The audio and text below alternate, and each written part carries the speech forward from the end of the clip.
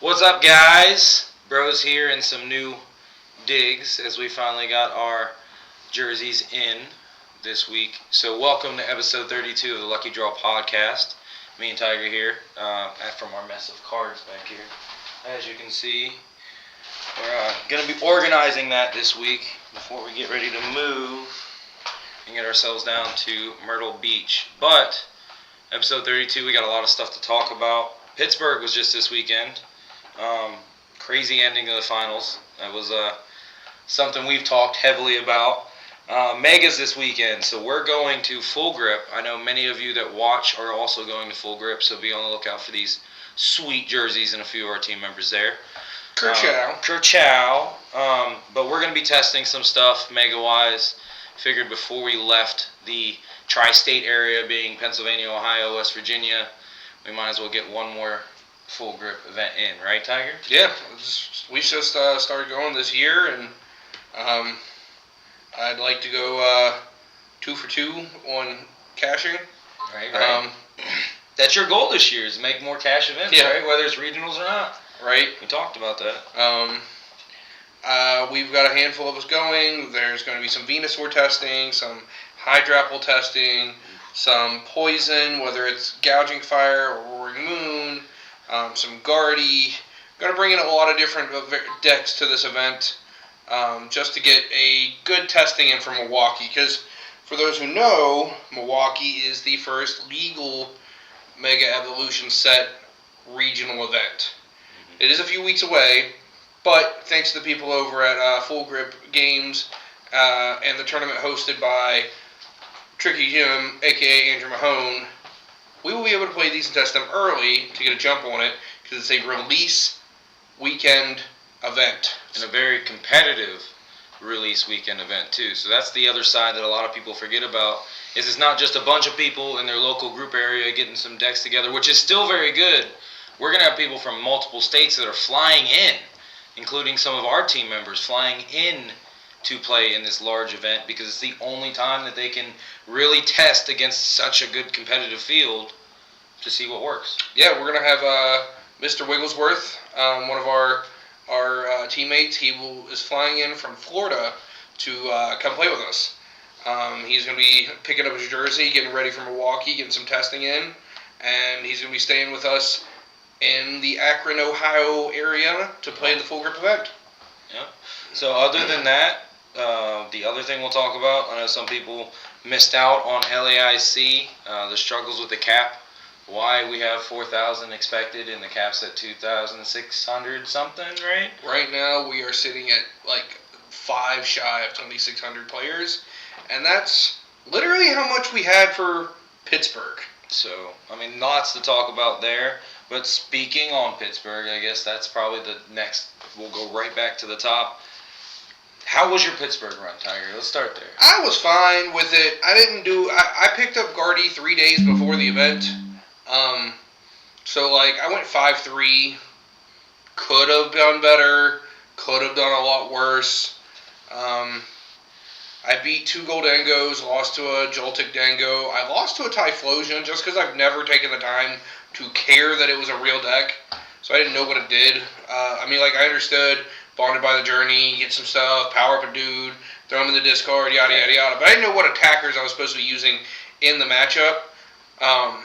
So that made it bad for me because Game 1 they won, Game 2 I should have won, but it was just I played a little too fast and too sloppy. So I lost because they didn't have to play faster because they won Game 1. And I lost to a mirror match that I should have scooped in the first 30 seconds of the game. So I went 2 turns without Ralts on the board. But I ended up doing a comeback to where if I had one more turn, I won by taking a 4-prize turn on both of their Guardies with all their energies off the board. Nice. But they had a Night Stretcher left to get an energy to attach to one of their Monkey Dories and swing for their last prize card with their Monkey Dory. Okay. Not bad. I know Pittsburgh, for me, I was running sides pretty much Friday, Saturday, Sunday. It was popping. Let me tell you, Friday at Pittsburgh, it was a little slow at first, but once things got rolling, everybody got in the building. That line was absolutely ridiculous both days. shoot, we'll get on Saturday's line here in a minute. But yeah, Friday, Saturday, Sunday, sides was popping. So thank you guys for coming out. Anytime there's a regional event, don't always get sucked into the main side. There is a whole other side of it when it comes to the Pokemon events. So definitely come check us out. Yeah, of course the main event is like the main reason most people go, but like sides are there. They're like the dark side. They've got cookies and games. Right? It's all fun. It's like Chuck E. Cheese with Pokemon. But back to the lines on Saturday. So first day of competition. Tiger, how did your round one go when it went to go start? I sat there for an hour. I got punished for being there on time. So normally, like, if anybody's followed us for past couple years as a judge, father of a player past couple years, I'm normally there early. So by instance, Tiger has been there early, gotten the habit of being there early, which is usually a benefit. You get to chill out, hang out, shuffle up. This case, it was not a benefit. The line outside was astronomical. It was crazy. We got there and we were supposed to start playing at 8:30, and somebody posted a picture on either Twitter or Burbank or something. It was 2 blocks long. Back to the Westin. If anybody was at Pittsburgh and was walking around, you came out of the convention center, you walked up towards Condado Taco. A lot of people saw the artwork. Even if you didn't eat there, they have really cool artwork. Yeah, the line was almost out to that. It wrapped around to go to Jimmy John's so that it didn't go across the street. So there's up in the air thoughts on that one. Do we blame Gaming Gen? Do we blame the Pittsburgh Convention Center? Do we continue to punish the players that got there early enough to where it didn't matter? Because, like, to me, if I'm told I'm supposed to get scheduled to be in there at 8:30, I made sure I got my morning wee in. I got my meds, my food, my whatever. And there's a lot of people who skip food just because they want to make sure they're there on time. Mm-hmm. So if you say we're going to start at 8:30, I think it needs to be tough that you didn't get here in time. You wanted to wait till 8:15 to walk in the door. That looks like an issue, not an ish me. I got here at 7:45 so I could be on my seat in time. I shouldn't be punished. You should take the responsibility for your actions for not leaving until 5 minutes before we're supposed to start the event. Now, I'll be the advocate on the other side here. And like we said, not to throw blame on anybody, but a lot of this happened to be on the actual entrance and the way people were getting into the tournament. There was only 2 or 3 main ways to funnel everybody into the tournament, and the staff was not aware of the size of people that were coming in here. So it's a little bit of error on both. But I do agree with Tiger. I mean, for the people that were there, you know, they shouldn't be punished to sit in their seat for over an hour, decks in hand, whether they set up or not. I really hope you didn't, because, sheesh, that just you can't set up because you can't show your opponent you had something. You look exactly. So, I mean, you're kind of just sitting there chilling. Or on the other side, can you hand out 25% losses to the first round? They did to all the people that didn't get their decks in. That is true. So, I don't know. It was definitely not a bright spot. It did get started. And things, I believe, did catch up. Mind you, I was in sides all weekend, so my head was out of the main. But Tiger would have known a little more. Did it eventually catch up throughout that first day, or did we stick with that whole hour lag? It was so bad all day. Oh, I know. It was definitely bad with the timing. So that's the other side of this. How did the rounds go? To be honest, it was a blur, because we would get from one, we'd all meet in our corner, we'd be there for a couple minutes, and then we'd go back to the next round. So, they tried churning as fast as they could to catch up for it, but it still just was not adequately run. And with the doing round 9 on phase 1 because of the change, we'll get into all the phase changes and things in a minute. Yeah. That kind of helped because that cut an extra round off of the average, the people that didn't make phase 2. Mm-hmm. But the people that were there for phase 2 and did their first round, I don't think they got out of there till almost 10 something. No, it wasn't, because we were already back in the hotel room when we actually talked to some people that got back. So my main question on that was, we was trying to gauge the 50 plus the extra turn, how that affected things, and if that actually sped the tournament up to the point to where they could make up for it. what we should look at, and we can get some information if people want it, the tie percentage of Pittsburgh. Okay. Tie percentage. So let me put that down on my notes.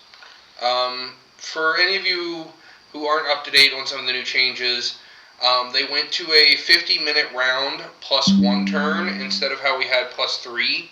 So if Shawn and I are playing and my turn is going on when they call time, I finish mine like they did before, but Shawn has 1 turn to win the game.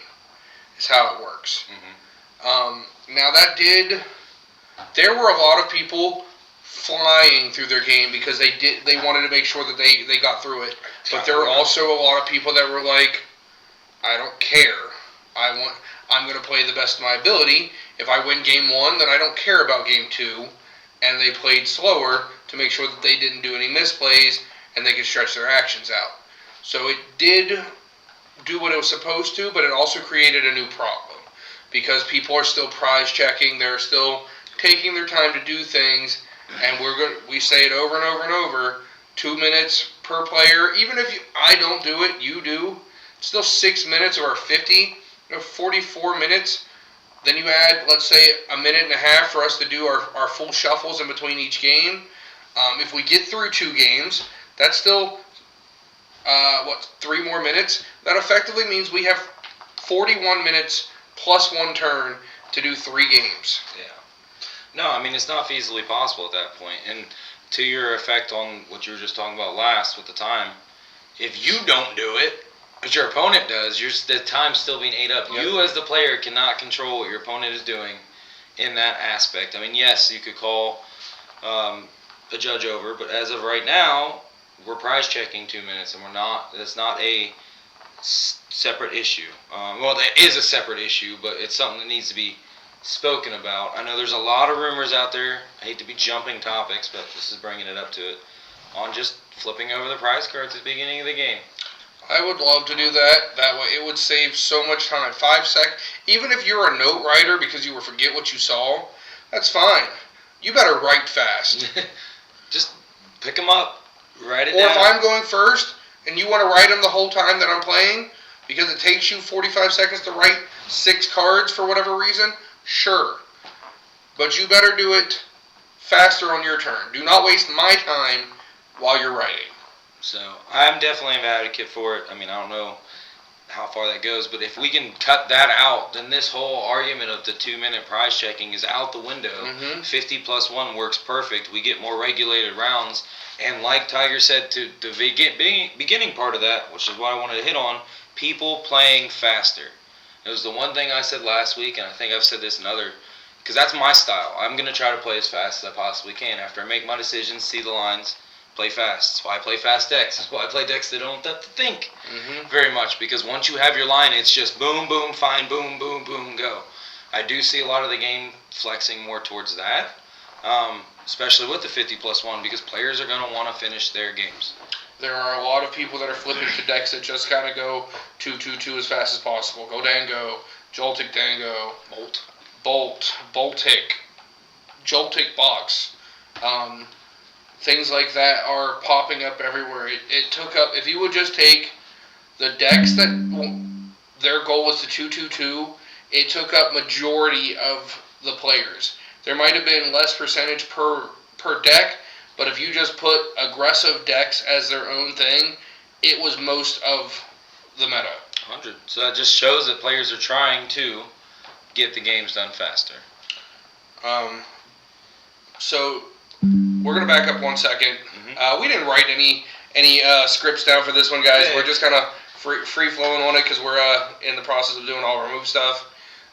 But to back up on what I said where the changes happened, we talked about the 50 plus 1, and if you notice, I was saying phase 1 and phase 2, not day 1, day 2 anymore, and that's because phase 2 can still start in day 1. So most events are going to be 8 rounds for phase 1 anymore.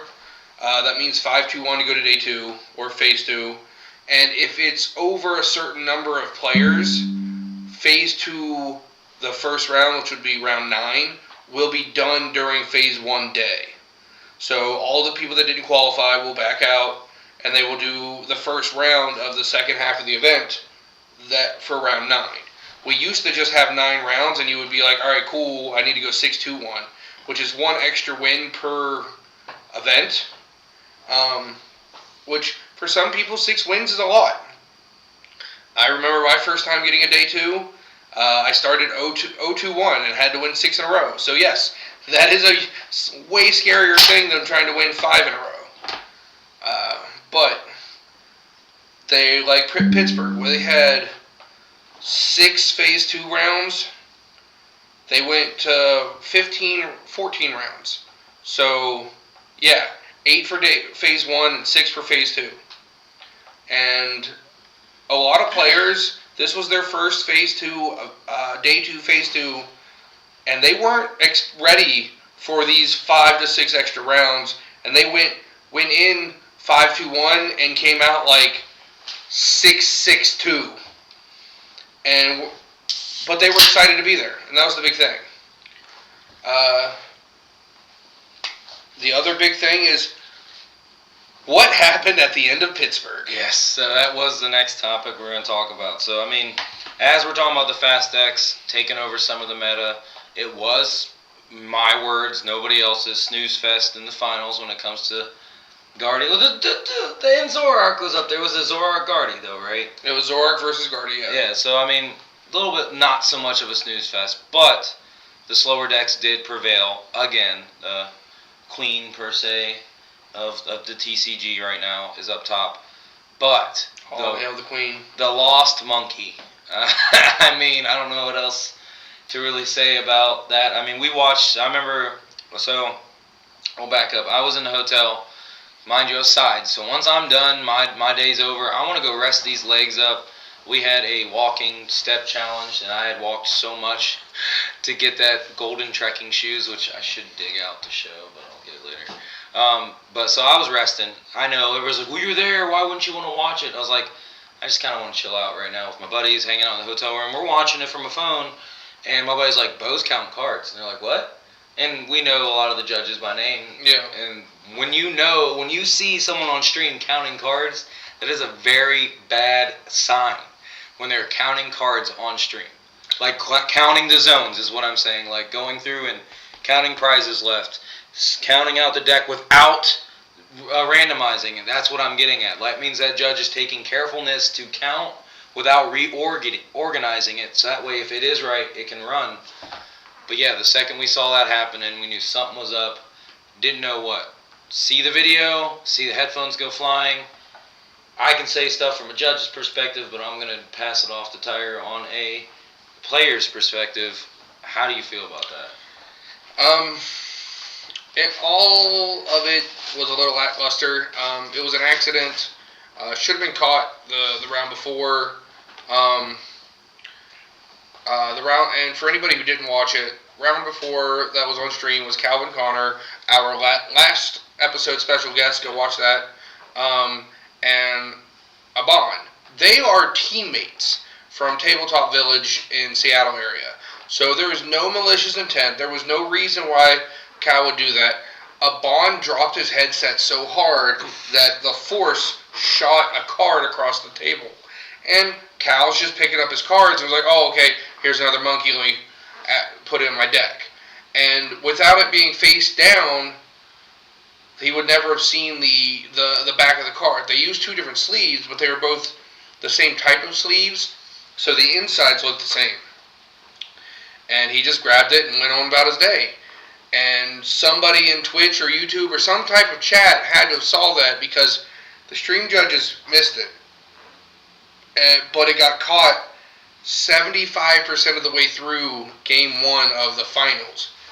Now, granted, to Abon, this was probably for his mental, just say, alright, I don't really want to deal with Zoroark being a game down, and move on. And the only reason why I would say this is because he won Monterey, so he already has his automatic invite. He just got 10K from there, and he just got 7K for just taking second place and keeping his mental better. Like, it let Liam Halberton get an automatic invite. Abon has his automatic invite, so it's not really that big of a deal to him, other than a handful of $100 because of after taxes. That's all he was going to get off the first place anyway.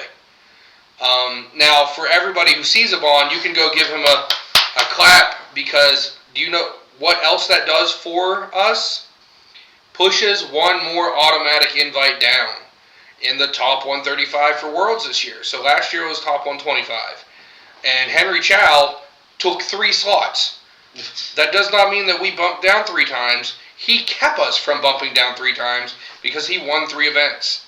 So because a bond didn't win 2, we automatically have 2 automatic bump downs in the top 135. So now it's top 137 players. There we go. Yeah, because that's what it was last year, right? Wasn't it like 139 or 137? What was the break at? 125 was what you had to be top. But we had, I think it was 11 players that had auto invites.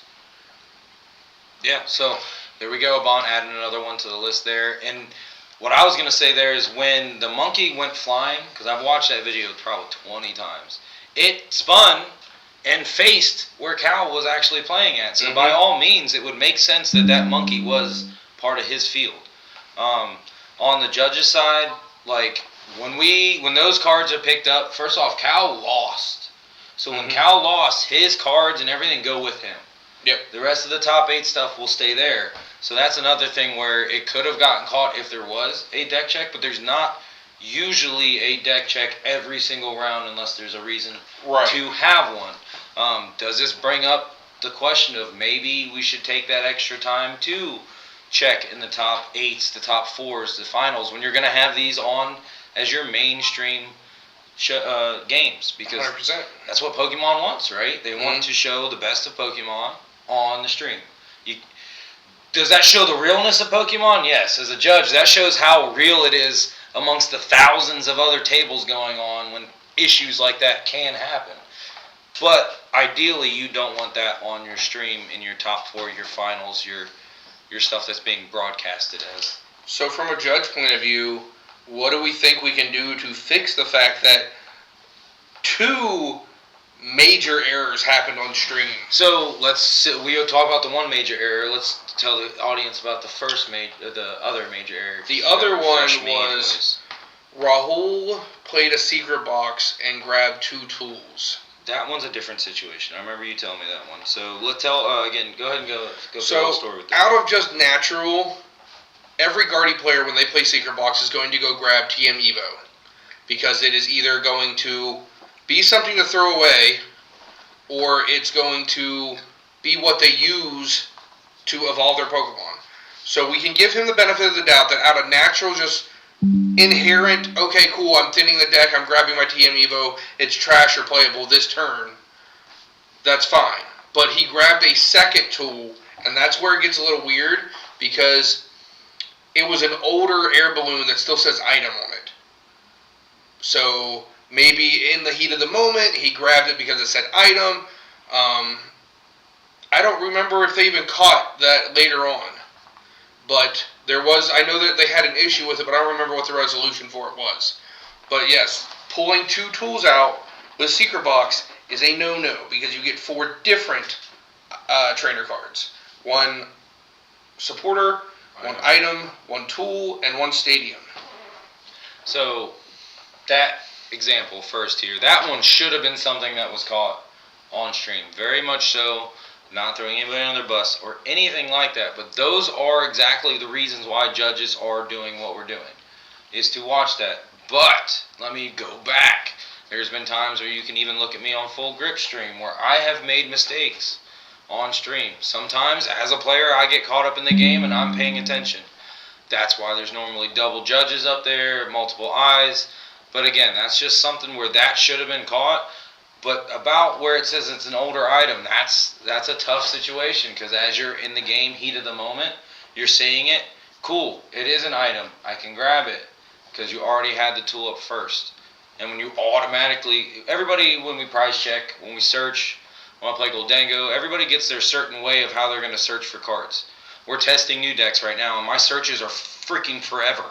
Because I'm like, what do I need to get? Like, Where am I at? Where are you at? Like, that's where we're at now. I love this time. It's really fun, but it's tough. But in those times where you're heat of the moment, on stream, trying to find a card, cool, that works, this works, that works, boom. Like I said, this one definitely is different than the last one. This one definitely falls a little more on those stream judges there. But the second one, it brings to question whether we should deck check at the end of every match just for stream purposes and make sure everything's aligned. Especially if it's the go from. I think top forward finals should definitely should be at least they skim through a count at minimum. Not a check to say this player's stacking or this player brought a card that wasn't in. Not that. Just for the exact purposes to stop a finals that just happened in Pittsburgh. What happens if that finals runs right? Right. We actually get we get that match up that everybody wanted to see. Mm-hmm. Which is what people wanted because it was a crazily good played match. Because Abon was playing without the Guardy aspect because that's an easy two-prizer to chase down, going for the item lock and trying to keep them for deck-out purposes. There was a lot going on there. And anybody who watched it saw Abon wrote on his notes that he prized the Monkey Dory because that's just what he assumed happened. Because he didn't count for 60 cards. Why would you do that? No. He went and looked for his prizes, he counted his monkeys, and so, wrote one of his prizes as a Monkey Dory. Can't really count. I'm going to say that, and someone's going to be like, well, I can. You maybe can count for 60 cards, but going back to prize checking, the whole conversation we had 10 minutes ago, you can't feasibly do that and recollect what you have. You can count, but you're not going to remember what you counted. So for Mr. I can count my 60 and do my prize checks. If you counted to 60 and prize checked, you're part of the problem. Because you just wasted a minimum of 60 seconds to count.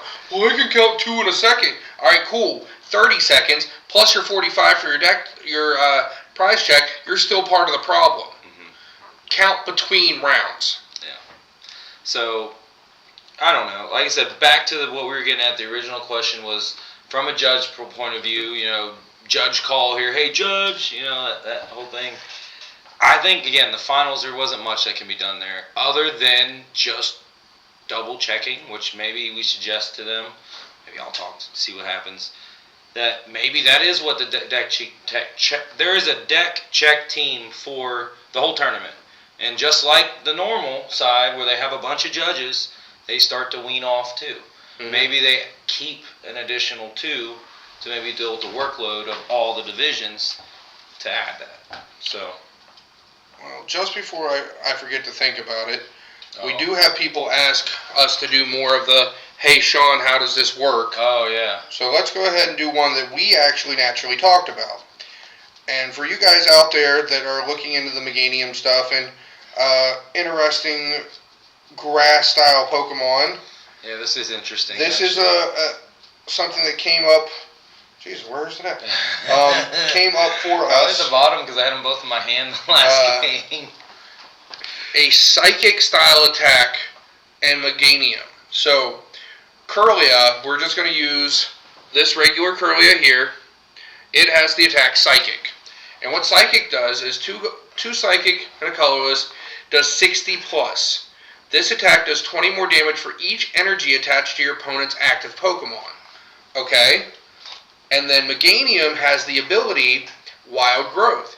Each basic grass energy attached to all of your Pokemon provide 2 basic grass energies. The effect of Wild Growth doesn't stack. The question is, if Teal Mask Ogerpon has 3 energies on it, and I use Psychic, do I get to do plus 60, or do I get to do plus 120 because of Meganium's ability? So how does that work, Shawn? So, as Tiger said, this did come up naturally. This wasn't even anything we forced. We were literally playing, and we were like, wait 1 second. Because of the way Wild Growth works, and if you're familiar with Jungle Totem in the Venusaur, there's another card that does it too. I can't think of it. But this is a thing we've had before. It doubles the basic energy attached to the Pokemon provided. That is an ability that's static. It doesn't change unless something shuts it off. So no matter what, even on your opponent's turn, that Ogerpon that this Kirlia with that attack is staring at has 6 energies on it. Even though it only has 3 basic grass, I need to make sure I say that, 3 basic grass energies, it actually has 6, because wild growth is doubling those. For my Magic fans out there, it's very similar to some of the ooze stuff that we used to play with back in the day. Playing this is kind of bringing me back to those memories there. So, final thought is, this will get doubled up. The Psychic from your Curlia will actually become a pretty decent attacker into anything running the Meganium with the Ogerpon engine, because it will double the energies attached to that opponent's active Pokemon if it is a basic grass energy. I emphasize. No, I don't want anybody to twist my words. It's got to be a basic grass energy to get doubled. So if they're playing luminous energy or prism energy, so they have 1 prism and 1 grass energy on it, that's only 3 energies towards the psychic attack, because Meganium doesn't double the special energy. Now, just for math purposes, to see where this is irrelevant and why it's important is because Curlia does a base 60, and then it's 20 for each energy. If Ogerpon has 3 on it, which is 6, that's 120. 120 plus 60 is 180. What's another great card that's in the Gardevoir deck? We were just talking about it. Monkey Dory. So Monkey Dory, with its Adrenabrain ability to move 30 damage over, is after you power up Curlia and put 3 energies on it, it's got 60 damage on it. So that initial 60 plus 120 is 180, plus 30 from the Adrenabrain of the Monkey Dory is 210. That's how much an Ogerpon has. So you can one-shot an Ogerpon with a Curlia plus Adrenabrain because of the interaction of Meganium. Take it 1 more monkey further. If you do 1 more monkey further, that's 240. Now we're talking bolt range. You can KO Raging Bolt. That is true. But that would mean that they would need to have 6 energies on it. That's the different side of it. So I guess if there is a Raging Bolt running Meganium out there with a bunch of Ogerpons, but hey, that's a wild touch right there. Never mind. Scratch that random idea. I thought I was being sly. The reason why this is brought up is because there's the Mega Venusaur and the Hydrapple, and even just straight the Ogerpon box. You can just add Meganium in there to make powering things up a lot easier. So, you may ask, how does Ogerbox get better with Meganium? And the short version is, it adds energies. You double the energies. So let's go Teal Dance, and then attach a Prism Energy, Ogre's Mask, into Cornerstone, or Water Pond, or whichever you would want.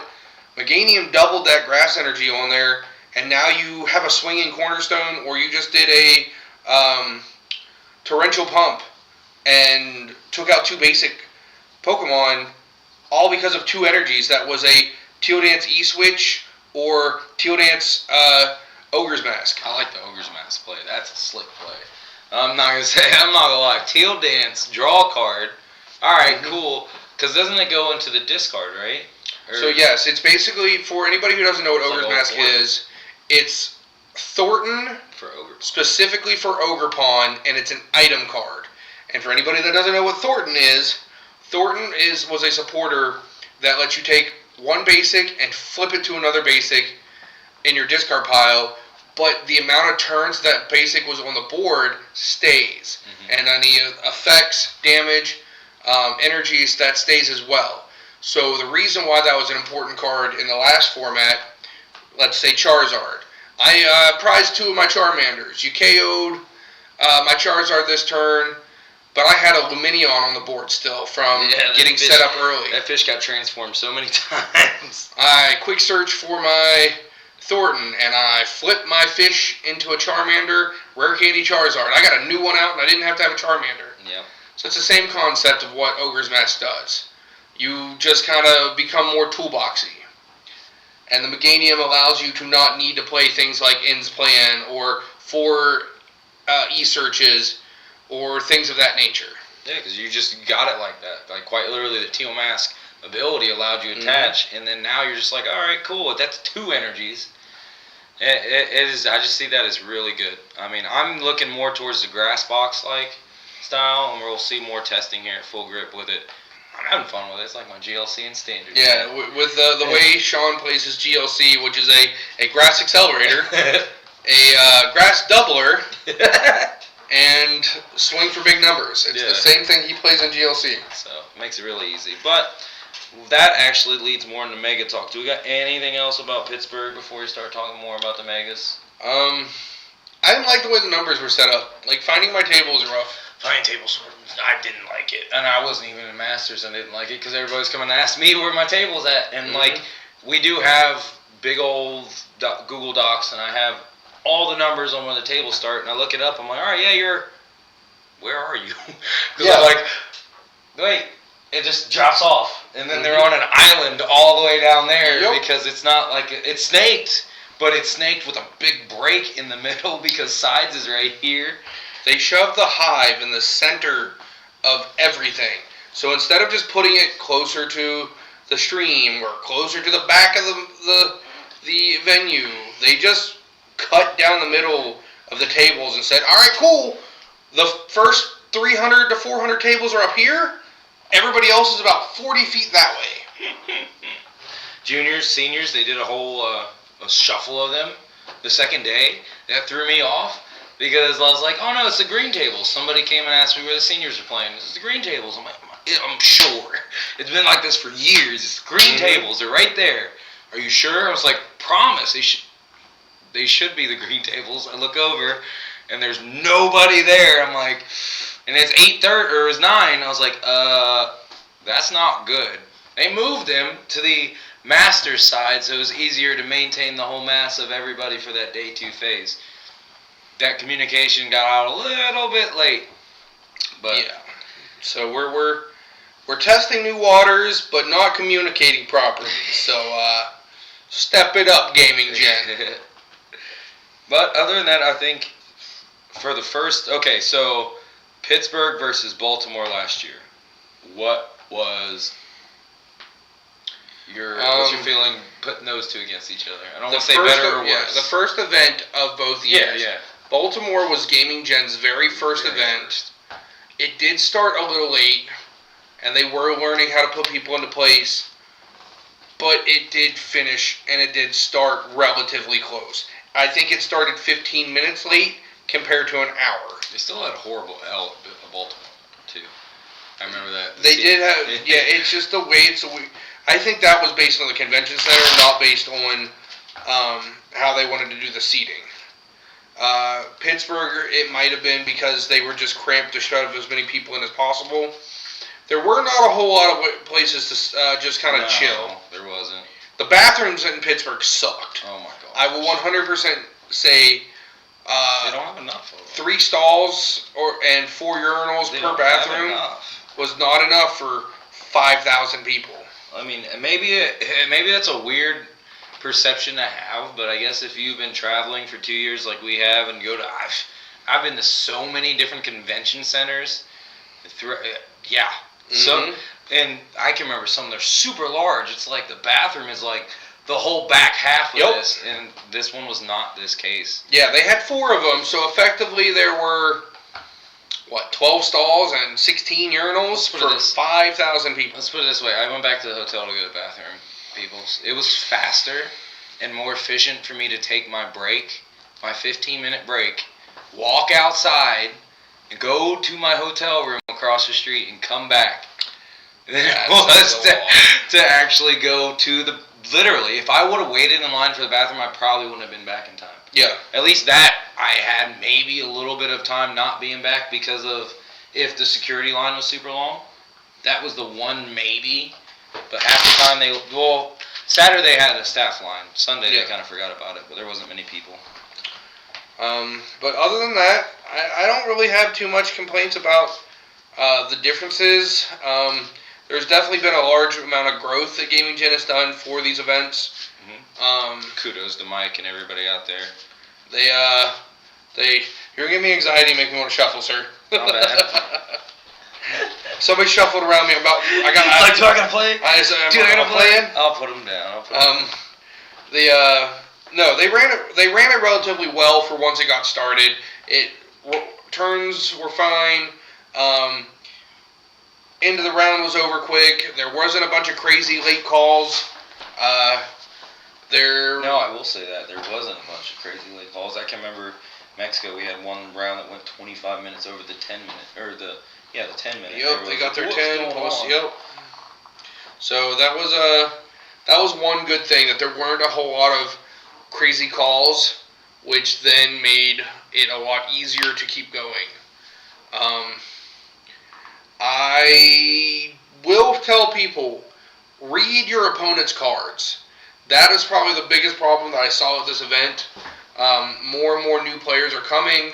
More and more players are digging into the tank to try and figure out ways to deal with bad matchups. Read your opponent's cards. Granted, so I had one game where a Goldango player drew coin bonused under Fluttermane. And I was not fast enough to catch it because I thought he was using the bench one. Because all he said was coin bonus. He didn't say coin bonus for one, coin bonus the active. All he said was coin bonus. And I was like, that he could legally coin bonus, but he coin bonus for 2 with the active one. There was no ability counter, there was no tilting, there was no anything. So I could not personally stop him, and he realized it after he did it. He did get a 2 prize penalty. That is what won me the game. But that just goes to show, read your opponent's cards, especially if you're not used to them. Read it. I did use a full art Fluttermane, and he said that's what threw him off, because he wasn't used to seeing that art. He thought it was a different card. Mm-hmm. That's a strategy some people use. I ran into a Dragapult player who tried cloaking under Fluttermane. He tried to retreat his Latios under Fluttermane. He tried everything under the book because he just wasn't used to seeing Fluttermane. It's the same thing when people are now putting Klefki in to try and stop Genesect and Fanrotom and things like that. It's a good strategy for those people playing them, but make sure you read the cards. If you're not quite sure what it does, if you... Pick it up and read it. Exactly. Can I pick it up and read watching the top 4 match, Cal Connor, who has used Jellicent EX before in testing, picked it up and double-checked something on it when he is used to using the card. That's a top 4 player. It's okay to read your opponent's cards. And if they are weird about you touching their cards, you are able to look up and... You can get up and look at it. You can ask a judge to read it to you. You can ask them to flip it around and hold it close for you. You are allowed to read their cards. Yeah, they can't hide that card. It's public information. They can't hide it from you. If for any reason they don't want you to touch the card. Like I said, I know I said pick it up and read it, but that's because 90% of Pokemon players do not care if you pick their card up and read it because you're not going to crumble it and put it back down. If you're one of those players, please stop doing that. Just don't eat their card and cause them to have a 59 card. But yeah, by all means, ask them if you can pick it up to read it. If they say no, just get closer. Quite literally. Ask a judge, they will read it for you. 100%. Take the extra minute to get a judge call and be like, Judge, I want to read my opponent's card. I can't see it. They won't let me see it. Pick it up. And it doesn't have to be a malicious reason that they said no. No, it doesn't have to be. And just for worst case scenario purposes, they have a some type of reason why they don't want other people to touch it because they're germaphobes or something of that nature. And they ask for a judge to come over. You can just be like, hey, Judge, I want my time back for this as well. Yeah. Because this could have been avoided. That 1.5 minutes it took for you to get the judge over, explain to him what happened, and then to read you the card, that's time. That's a lot of time. Yeah. So just ask for your time back. But yeah, speaking of reading the card, we're getting into a new format with a lot of megas getting introduced, which means a lot of new cards, new archetypes, cards that we haven't seen before, bringing back out and being used because now this is good again. So read the card. But getting into megas, we'll be at Full Grip this weekend. Hopefully we'll see a lot of people out there too. Like I said, maybe I'll go 3 for 3 on stream matches this time. I didn't get a chance to really show off the jersey earlier, but here we're going to use Charlotte's is the easiest to show off. Thank you, Charlotte, for being smaller than everybody else. But this is the front of our jersey here with the GB coin on the chest. And then you got name on the back, little dang bros on the bottom, the falling coins. So, yeah, hopefully you guys see us there at Full Grip. and we'll be testing some mega stuff. I know I'm excited with the Hydrapple that we're working on. I want to do Venusaur. I think it's probably better. We've been talking about it, but it's so hard to get a hold of those cards right now. What do you say, Tiger? I do. They both work very similarly, and they do different things.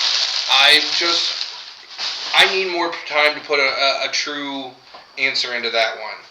But to jump with the Charlotte jersey real quick. Oh, sorry. You guys, you know that we're the Goldang Bros. Charlotte is our first Golden Gal. She is a senior who I've coached, who has met the qualifications to be part of the team, and she's the first girl on the team, and she's in a different division. She is our Golden Gal instead of a Goldang Bro. Just to let everybody understand that we're not calling everybody bros. We'll get a few more Goldang Gals, and we'll get a pink version of the jersey. These are just... I don't know, man. I might want the pink one. Yeah, right? Tiger's definitely going to want the pink one. I don't know if you guys know or not, but I like the color pink in everything. But actually, on that point, before we get even to more mega talk, everybody has said how they like the jersey, so we appreciate everybody showing us the love for them. Shawn's is a little different because he is a team manager. Yes, so I did design most of them myself, all the graphics, and then sent them to a buddy of mine, Dapper Dub. I'll link it here. He's on Facebook. I don't think he's on Twitter or anything in the Pokemon community, but hopefully soon, because now we're going to be wearing these around, and we'll show them off. He does have he did go ahead and throw his logo on the jersey. Not quite a sponsorship, but more of a marketing tool. Yeah. So we can show you that. If you can look it up and you find that logo, you know you're looking at the right guy. I got it right here. But for what I was getting at is a lot of people wanted to get a piece of the jerseys, the merchandise. Now, mind you, these are competitive jerseys and not meant to be out, but we definitely do plan on having some type of shirts and stuff coming very soon. So there is Dapper Dub. That's his logo. Like I said, you can find him on Facebook. Ethan Wilson, Dapper Dub, he's a barber and a shirt designer. So he has a couple guys that work for him designing shirts. I get him to design. He gets me the shirts. Very quick, very easy, very cheap. Not in a cheap, too cheap way, but local here in West Virginia. A lot better than me going to some of these larger firms and waiting for 3-4 weeks for something we may not be happy with. At least we got these. He knows he's going to have continued business because we're already working on not the next jersey, but like we said, everybody wants to have some Goldang Bros merchandise. So we've had people reach out and was like, hey, we like the jersey. Is there like a regular T-shirt or something that we can get of those as well? So that will be up on the market soon, guys. If you find us, come ask us about it. Keep hounding us. Make us work harder on getting it out. Work harder. But Mega's coming out full grip. We hope to see everybody up there. I know I'm going to be messing with Hydrapple. I don't care. I'll put it out there. I'm working on it. It's fun. It's very, very, very, very similar to my GLC. Very similar. The more I play it, the more I keep seeing more similarities other than the search. That's the one thing I don't have that my GLC has. I can search for everything in the GLC because of the old cards and the plethora of go find this or ability to find that. Yep. Not so much in the standard. Tiger, what are you working on for full grip? Everything. Chef in the kitchen. I'm over here creating most of the deck lists, working on stuff. We've got, like I said earlier, we've got Venusaur, we've got Hydrapple, we've got Guardy, we've got Poison. I would like to work with Lucario, but I don't have enough of the pieces to do that. We'll be getting more soon. I have a box waiting for me at our local store when we go pick it up. But at the moment, I think that I'm going to be the one that plays Guardy out of the group. Guardy bot. Yeah, we do have a Guardy bot, but he will not be at this event. Hashtag that TCG dad. He's our Guardy bot, Tim Tipton. Also the vice captain of the Goldang Bros. Yes. But no, I will probably end up playing Guardy because not as many people in the group like to play it. It's just not a super fun style for them. But the one problem that I'm coming with is I don't know how Guardy hits hard enough to beat some of these Stage 2 megas. And that's where we've been working at. I mean, just our last game right here. I struggled to go back-to-back Hydrapples. How did you? Yeah, how did you get high? Let's talk to him about... So I avoided the Hydrapples, which was the big thing. No, the first couple prizes were... That's triple monkey. That's what it was. Yeah, triple monkey got the final KO, but we'll get there. The first couple prizes were super aggressive pokes with like little dudes to get 2 single prizers. And then I punched for 240 with a Drifloon into the Hydrapple. And then earlier I threw some chip damage onto an Ogre Pond with a monkey that didn't need use and a Fluttermane Ping, and got out of the range of like possible syrup storming. Ripening Charge. That's the ability of Hydrapple, which accelerates a grass and heals 30.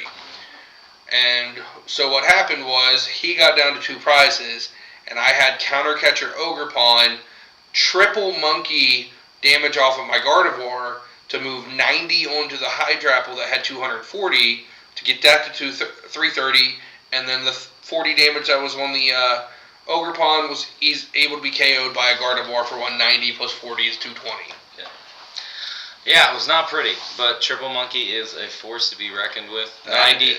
I mean, just the fact of throwing 90 damage. I mean, throwing 30, cool. Throwing 60, awesome. Throwing 90 damage somewhere is a whole nother attack. That brings me back to like Electro Power format. Yeah. To where you like had a bunch of Electro Powers, and you like stacked them up in your hand, and you're like, all right, cool. Kata, kata, kata. For those who weren't here back during Electro Power, it's same concept of Power Tablet with Fusion Mew. Or what's the drink with the new one that's coming out? Yeah, the Fighting Powerade, whatever it is. Haven't seen the physical card yet. Does the same thing that in Mega Evolutions. There's an item card that looks like a brown Powerade bottle that lets fighting Pokemon do 30 more damage. Same thing as what he was saying for Electric Power, but that was for, you guessed it, electric Pokemon. Yeah, but I mean, you have that on a freaking... Effectively, heal 30 and throw it back at on something that you're already damaging. You're like... I don't know how we didn't see Guardy being a force to be reckoned with a few months ago as now, but it's crazy to sit there and think about every weapon and tool that it has had. Yeah. No wonder it's up at the top right now. It's weird that during Guardy's prime of having the best cards, Shining Arcana, Refinement, Zacian, all of these things back, being able to use Reversal Energy on Shining Arcana, yes. It never won an event. It lost all these pieces, and you have to play the game naturally now with researches and things of that nature. You're forced to take prizes and KO people. You can't sit back and go 2-4-6 after you've made them waste every resource under the sun. Mm-hmm. But no, you add a couple monkeys in, you fix the problem, and now it's I don't know. But what? It only gets Mega Guardy for this set, so you have just another... There is Lily's Determination. Of course, yes. And then there's the Sanctuary, Sanctuary Garden, Garden Sanctuary, Mystic Garden, some type of garden thing. Yeah. Well, let's talk about Determination first, because I feel like that's one that's going to be in every single deck. Staple at card. least one of, for sure, but probably you probably play a 4 in every deck if you can get it. It's just a neutrally good draw card. Early game, so the way Lily's Determination works is if you have shuffle your hand into your deck, then draw 6 cards. If you have exactly 6 prize cards remaining, draw 8 cards instead. So you go second, you play your hand out, you find yourself with a Lily's Determination in your hand, play that, shuffle up, draw 8 cards. Squawk who? I mean, that's what things used to do with Squawk, and now you don't have to. I mean... now that also does give you can see a crap ton of cards. If you play 4 of these and a Squawk, you could potentially see half your deck in turn 1. It's crazy to think that we've got such a good draw card. But that's not it. Even at the end of the game, or even after you're not at 6 prize cards, it's a shuffle in for 6. Yes, which is basically Cynthia that we had a few formats ago. Mm-hmm. Well, a few years ago. Yeah, I was just saying, we're still using it in some formats, but that's why it's fresh. But shuffle, draw 6. I do feel like we will be cutting back cards like Research, going 4 Lilies, and then like 1 Research to have a steady end of the game draw power, because of discard draw 7 is nice. It's a guaranteed amount of cards. but you a lot of times lose resources, and some decks just can't afford that. But there's no better draw engines. So discard draw 6 is fine. Shuffle draw 6 is way better because you don't worry about deck out. You're not losing resources. That's what I was just about you to just say. Go. Because most of what we've had now, if you wanted to do that and get 6 or 7 more cards, you've had to ditch what you've had in your hand, and you're like holding on to the 2 cards you actually really need, and you're like, can I get these back later down the game, or if I throw these out, is this me throwing the game? Like, quite literally. Resource management is a lot easier to do when it's shuffle draw instead of discard draw. So, definitely see Lily's Determination seeing tons of play. Another card which I caught a lot of heat for this weekend, especially on the GLC side, Vitality Forest. If you couldn't see it because of the glare in the screen, whatever, everybody's seen it. But to read it off, each player's grass Pokemon may evolve into a grass Pokemon on the turn they were played, except for on the player's first turn. So let's break that down a little bit. Tiger, you're going to break it down a lot better than I will. Go ahead. Okay, so first turn of the game. Doesn't matter if you go first or second. You cannot use this ability. At all. But decks that play this are going to want to start choosing first in general. Well, why would you want to go first? Don't you want to use a supporter? It doesn't matter for these type of decks. They want to get to their Vitality Forest as fast as possible. So turn 2, being able to go straight to a stage 2 without rare candy and multiples of them. You are able to use this for all the grass. All of them. So if you have 3 Chikorritas and 3 Applins on board, and for whatever reason you were able to get 3 Bayleafs, 3 Meganiums, 3 Dipplin, and 3 Hydrapples here. What are we building? Because you played your Vitality Forest, you found some bug catching sets, and you Lily's Determination for 8, and you found all these pieces. I don't know how you got that 18, 24, 72 pieces on turn 2, but if you did, you could. You could evolve them all the way up. So, I mean, that's what the crazy part about this, and what the hot take I'm talking about is people are saying it's going to get banned in GLC instantly. I beg to differ. It's going to have to be a deck that dominates everything. Is it the grass control, abusive of that? Yeah, so, if grass control becomes very abusive of Vitality Forest, then maybe they just get rid of something that's boosting, not necessarily that card. Yes, because I know Vitality Forest helps my GLC get to where it actually can compete with these other GLCs now, because I can get the Venusaur and Rillaboom in one turn. Well, turn 2, not the first turn, but if I have the right pieces. And then for those that don't know about the Jungle Titans, it's a lot of search. Tiger helped me figure it out, get a little bit more standard-like in a GLC, and we have a lot of search and recovery. So you're able to get everything out right away, find it in your hand, play this little handy-dandy card, because you can probably find it with the many search cards that you have to evolve everything at once and not have to wait that dreaded turn with everything in your hand. Like, am I getting disrupted? Am I getting disrupted? Because the second I get disrupted, I got to start the whole process over again. But no, I'm excited for it. I think that's my big take on the new set coming out. I think it really will help in Standard 2. Like we alluded to, Ogerpon gets infinitely better. I mean, if you play the Meganium, and now you can double the energies on an attack that was already a Hydro Pump for grass attack. I mean, come on now. Some of you guys will be like, well, how does this make things better for this deck? Doesn't it just want to be a bunch of big basics? You're right. It does want to be a bunch of big basics. But the deck is a damage ramp attack. So just to put into perspective for you guys, the 3 energies you use naturally is 120 damage. Now, if we double those 3 to make them 6, that's another 90 damage. So that's 210 damage. And then if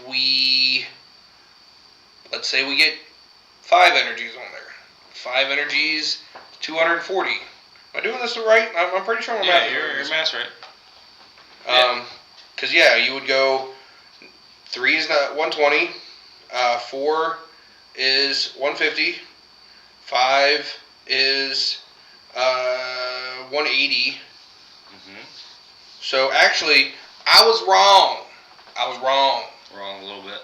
So 5 energies. So 3 is 120. 4 is 150. 5 is 180. So let's just jump back one real quick because it's easier to math. With 4 being 150, that's 300. 5 energies is 300 because that's 10 energies technically doubled, and 10 times 3 is 300. So 5 energies on an ogre pawn is 330 damage. And that's not that hard to make happen. Nope. It is not that hard. First, Teal Dance attached, that's 2. Ripening Charge, if you're playing the Hydrapple, that's 3. I mean, and I've been saying how many times I want to try to find a way to put an energy switch in there. He wants to play an E-switch. I think he'll just end up liking the Venusaur version better. I'll end up just getting off that little because like ship, but that's the whole explosiveness. Yeah. That's it. It's the explosiveness. That's what we're trying to explain. Anyways, is that this can be very boom because that could get me to 330. Was what it was getting to. It was like I was like if I had one E switch. And I could take this grass from this thing and put it on here, even though this could get knocked out, I could at least knock out that Guardy right there, which I could have easily got to. But because I didn't have the E-switch available, period. Just for example, guys, 5 energies is 330. He could just say, all right, cool, one shot of Guardy. Mm-hmm. But again, and go 2-4-6 against Gardevoir, which is wild to think about. So Pipe Dream, maybe. We'll see about it. I mean, he ends up with the deck list ideas. I end up just adding my little 5 in. We'll see if it makes that cut. Maybe not. But no, I think that's that's the reason why Ogre Pawn gets a little bit better. Anybody who played Magic back in the day will understand a little bit better than maybe some of the newer Pokemon players, I'd say. What else we got? Any other Megas you're excited about? Possibly seeing it full grip this weekend? I mean, we might see a Mega Guardy. One of our teammates is really trying to make Mega Camera Up work. So for anybody who doesn't know, Mega Camera Up is 1 energy, does like 80, and then if your opponent's burned, it does like 200 or like 180 more. It does some crazy amount for 1 energy, and then you combine it with the Magmortar that increases burn damage by 3. So now they got burned for 5 on top of getting hit for like 220. So who's working on this again? Nathan. Okay. Who do you think was working on this? Yeah, that makes sense. Mr. Bishop. Of course. Reggie Bishop. Of course, the meme king. He's wanting to play. He thinks Mega Camera Up is good. I mean, I'm not saying it's not good. I just don't know if it's consistent. But just for perspective, if everything works accordingly, you get burn punch for 220. I'm pretty sure it's 220 if everything goes right. And if you have 2 Magmortars, that's burn for 80. So that's 300. Okay, so 30 more for anything else that's out there. And what's the big? Right. That's the biggest thing we got to worry about right now without any attachments. It's 330. Yeah, and if you can just chain them for 1 energy, cool. Okay. So enough on Megas. The last topic we got to talk about was LAIC. Sign-ups or those that didn't get signed up. What the cap is what I kind of captioned that one. So we did get signed up. Mm-hmm. Unfortunately, Tiger's wife Carly didn't get signed up. It's where seconds count. I mean, I can even attest. We were both sitting right here hitting the mash and the refresh. He got it 0.3 seconds before I got mine, and that made it like 4 minutes after you got your in for me to get in. Think of that tenfold. If you were one of those people that was like, oh yeah, registration's 702, yeah. Let me get on here and sign up, and you're like, I whiffed. Why did I whiff? I don't know, because there's thousands upon thousands of other people that mashed that button at the same time we did. Mm-hmm. And you're trying to fight through the system. Yeah, perspective of that is crazy. The problem with it, though, is that we were projected to have somewhere around 4,000 to 4,500 to even 5,000 TCG players to be able to play at LAIC. And we have 2,600 signed up. So I'm going to assume that there's going to be another wave. If not, we had 2,600 players at Pittsburgh. Well, I mean, it's not traditional of an IC. ICs have been traditionally large with multiple. I think this is just more of a question for the podcast because we already talked about it. Do you think there was an increase in the other games? Yes, we did bring that up, but because we can't see that. Yeah, we can't see if you're not registered. Just for example, if you're not registered for the other game, even me as a judge, I'm not judging LASE. Even when we do judge it, we don't have RK9 privileges to see everybody that's signed up. You can only see, our numbers are based off the fact that we're signed up and we can see the main number of everybody signed up. Correct. But if you're not in that game, you can't see how many are signed up. Maybe we reach out to some people and get some numbers, but how do you think that all that space is in the other games? I highly doubt that we have a 2,000 person increase in Go and VG in LAIC. That would probably be like a 50 to 100% increase. There was 200 some Go players. Yeah, 200. We would have to increase by like 500%. Yeah, there's like 200 Go players. I don't remember how many VG players. I do remember hearing there was only like 26 VG juniors. I was like, yeah, wow, okay. There's not many of those. But that's a side note.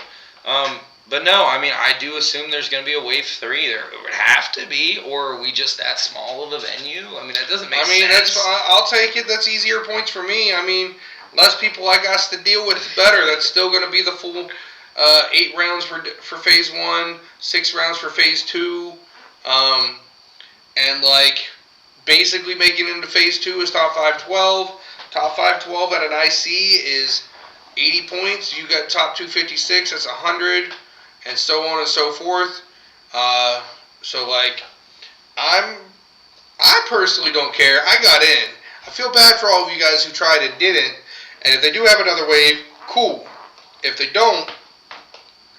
Lesson here, I can tell you guys from the 2 years of us signing up for events, I've never whiffed a registration I've gone for. Registration. I've never whiffed a registration I've signed up for, but it's because I'm diligent about it. 15 minutes prior or even before that, I'm making sure my account's set up. Am I on my account and not my son's account? Because I've done that on accident, and that's caused me some issues, and I still got into the event. But be ready for it. Have that refresh button smashed. If you got a local group like we do, send out a 10-minute, 15-minute warning. Hey, if you're trying to sign up for this event, get ready, because if you can't tell by the trend, events are signing out fast. Oh, 100%. Like, there was only one time that I didn't make wave 1 of something. And I was doing it as fast as I could. I think it was an IC one year. I got into wave 2, but, like, I was panicking because I was like, this is such an important one. All my friends are going. It's the biggest event of the year that I could go play in, blah, blah, blah, blah, blah. And I was all ready an hour before the sign-up was the next day to just be like, all right, cool. Every 5 minutes. Nope, not time yet. Nope, not time yet. Nope, not time yet. And I got into wave 2, but, like, it's a weird feeling to miss out on a wave. And I've seen a lot of Twitter posts about it. Like, it does feel bad that there are players out there that want to play in these events, and they can't because they can't get through the registration wall.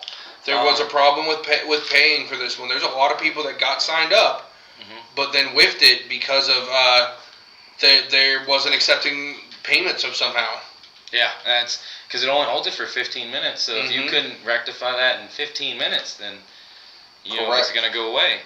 But long story short, just be ready and be expecting not to be there too. I hate to say that, but sometimes that's how it's going to be. I know I'm over here boasting a perfect record, but mind you, I don't play in too many events anyways. I'm not someone that's playing in every single event. Normally, I'm waiting on a staff email. Yeah, that's more so what I'm waiting on. But yeah, we'll be there at LASE. I'm excited for that'll be the next big tournament I get to play in. Push for some points, I guess. Yeah. I will be, like we said, we're going to Full Grip Games to do their event. I will be going to Milwaukee, and then I'm going to take a couple I'm not doing Vegas because we want to save money to make sure that we have a good time in LAIC. Yeah. I put it out there. I didn't get selected for Vegas as of right now. As what's today? The 24th. I didn't, which is totally fine. I mean, there needs to be a rotation of judges. There are some judges out there that haven't got a chance to be on the regional floor, and by no means am I upset. It'll be the first one I've missed in a year and a half, which kind of hurts a little bit. Hurts the record. But records are meant to be broken, so that's fine. But like Tiger said, we get to focus more on Brazil. I get to focus more on that hashtag player mode I've been trying to work on and encompass this year. Not being so much of removed from the game because I'm organizing it. I still want to stay in the game. And when there's decks like this that I can get down on, Goldango, now we got Hydrapple and other grass, make grass great again, right? Grass is always good when fire is good. Yeah. But it's because that needs to be the checks and balances. Yeah, because I know we're going on a rant. We're almost done anyways. But it was when Rillaboom was big again. The one that I'm using in my GLC. What is that? Because that was, when was the... That was, it's in the back of my phone. Yeah, but I mean, like, what deck was that played in? I know I played it in a Rillaboom VMAX. You played the baby Rillaboom with Rillaboom VMAX? Yeah, to load it up. And the Delmise. We're going to let Shawn have his delusions over here. Sword and Shield, because it was my first pre-release that I worked with staff. I hold that one in the back of my phone, peoples. It's pretty cool. Now, there have been cards that work just like that have been really big. Like, there was a Vikavolt that pulled out one lightning, one grass, and accelerated it for each one. And that did see a lot of play with a Rayquaza GX, if I remember right. And Rayquaza's attack was like 30 plus 30 for every lightning and grass energy you had on your side of the field. So, another energy ramp damage deck. Alright. But I think that's about it for us today. I mean, yeah, Milwaukee, I'll be there too, coordinating sides, so I can't wait to put my red shirt on. I'm sure we'll talk about that more episodes to come because we got a few weeks for that. But yeah, no, excited for these jerseys. I'm sorry, I can't stop. It's super cool. And this isn't the final one, but this is definitely it for now. I love it. But yeah, we'll be out in Akron, so hopefully we'll see everybody, our avid listeners and the ones that keep coming up to us. Be sure to keep coming up to us at events. It makes me feel really warm and fuzzy. We're like, hey, it's the guys from Lucky Draw Podcast. I don't know how many times I've teared up from somebody coming and being like, hey, I'm a big fan. I like this segment you guys do. Yeah. The interactions you've talked about, or like just general talking and knowledge you guys have, makes me feel real good. Yeah. Makes me warm and fuzzy, kind of a little sappy. So like, if you wanna see Tiger teared up, come tell me you enjoy the podcast. All right, but also I do have some people to shout out. Tom Day, I do want to give him a shout out because he took our spicy dango list and day 2'd with it with pretty. I don't want to mess up his record, but I know he got to day 2 pretty solid. He went to day 2. Right? I think it was something like that. Yeah, he went in with a really good record. Yes. I think it was 6-1-1. I'm gonna look it up just. And then I think he won his very first round and went 7-1-1. Yeah, 100%. I mean that's just how stuff goes. Now, if you go look at Limitless, the decks are different. But not based on what you would think. He did not like the Call for Family Gimme Goal that he and I played in Monterey, and he put a continuous coin toss in there. But other than that, it was the exact same 60. He just flipped a Gimme Goal to a different Gimme Goal. So he went 9-5 for 166. Doesn't show exactly what his day 1 is, but we'll get back to him and I'll answer that. But I know it was a solid day 1 performance with Dango. Mm-hmm. Just kind of fell into some bad matchups the following day. But yeah, definitely want to give him a shout out for shouting out to us to use the lists because it's pretty cool to see other people taking things that we like to work on and making them better. Tiger's going to see if he can find it here. So he went 7-2. Yeah, he went in 7-2. So that meant that he won. He either went 7-1 day 1 or 6-2, and then he. Because of phase 1 is 8 rounds. We talked about that earlier. Yeah, so he either went in 6-2 or 7-1, and then lost or won the 9th round. But either way, he enjoyed the list. If you guys are wondering what it is, go look at My Limitless page for Monterey, and that's the Ghost Pepper Dango. Yep. Spicy cheese. But yep, that I just didn't want to forget that. I meant to put that in earlier in the show. But yeah, good on Tom for that. Definitely looking at him to continue some more day 2 stuff. But otherwise, that's it for everybody out there. Stay lucky. Stay lucky.